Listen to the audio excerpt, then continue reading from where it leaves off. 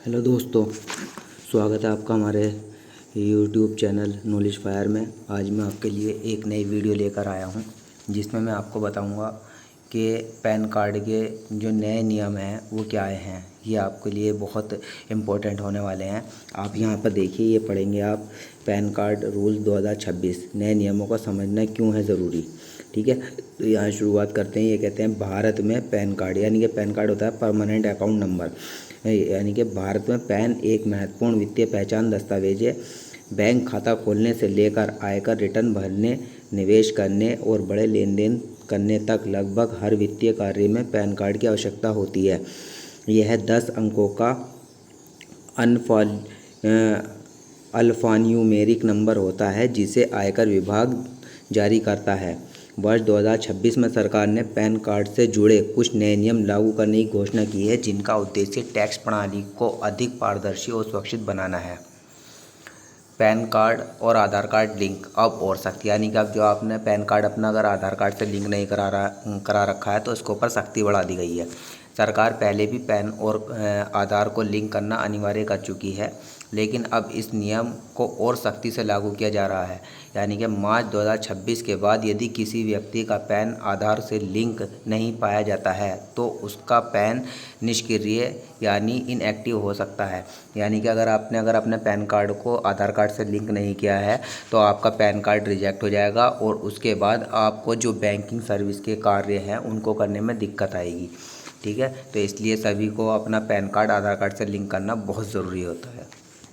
यदि पैन निष्क्रिय हो जाता है तो व्यक्ति आयकर रिटर्न दाखिल नहीं कर पाएगा और बैंकिंग या निवेश से जुड़े काम भी प्रभावित हो सकते हैं। इसलिए सभी नागरिकों को समय रहते अपना पैन कार्ड आधार से लिंकिंग स्टेटस जांच लेना अनिवार्य है। ठीक है ना। फिर उसके बाद यहाँ पर आते बड़े लेन देन पर बढ़ेगी निगरानी। अब जो तुम लेन देन करते हो बैंक से या अपने पेटीएम वगैरह से, उस पर भी सरकार की नज़र रहेगी। नए नियमों के तहत सरकार बड़े वित्तीय लेन देन पर अधिक सख्त नज़र रखने जा रही है। यदि कोई व्यक्ति बैंक में बड़ी नकद राशि जमा करता है, महंगी खरीदारी करता है या बड़े क्रेडिट कार्ड बिल का भुगतान करता है तो पैन की जानकारी देना अनिवार्य होगा। इसके अलावा शेयर बाजार, फिक्स्ड डिपॉजिट और म्यूचुअल फंड जैसे निवेशों में भी पैन की आवश्यकता होगी। इन लेन देन की डिजिटल निगरानी से टैक्स चोरी और काले धन पर नियंत्रण करने में मदद मिलेगी। फिर है निष्क्रिय पैन के उपयोग पर जुर्माना। अब आपका मान लो पैन कार्ड रिजेक्ट हो गया है तो उसके बाद आप उसका यूज़ करते हो तो उस पर भी आपको जुर्माना देना पड़ेगा। यदि किसी व्यक्ति का पैन निष्क्रिय हो चुका है और फिर भी वह इसका उपयोग करता है तो उसे आर्थिक नुकसान उठाना पड़ सकता है।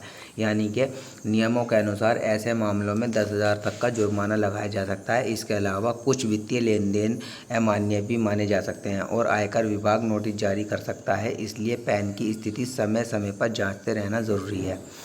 फिर आता है ई पैन को दिया जा रहा है बढ़ावा। अब ई पैन को बढ़ावा दिया जा रहा है। ई पैन क्या होता है कि आपके आधार कार्ड से डायरेक्ट अप्लाई हो जाता है, तो उसमें आपका पैन कार्ड जो है सारा डाटा जो होता है वो आपके आधार कार्ड से उठता है, तो उसके अंदर आपका सिग्नेचर नहीं होता है और फ़ोटो जो होता है वो आधार कार्ड का होता है और पापा का नाम नहीं होता है। बाकी आपका पैन जनरेट कर दिया जाता है।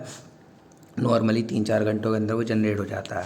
डिजिटल इंडिया के तहत सरकार अब ई पैन को अधिक बढ़ावा दे रही है। यह नया पैन बनवाने पर सबसे पहले डिजिटल ई पैन जारी किया जाएगा, जिसे ऑनलाइन डाउनलोड किया जा सकता है। धीरे धीरे कई जगहों पर फिजिकल पैन कार्ड की ज़रूरत कम की जा रही है और डिजिटल वेरिफिकेशन से ही काम पूरा किया जा रहा है।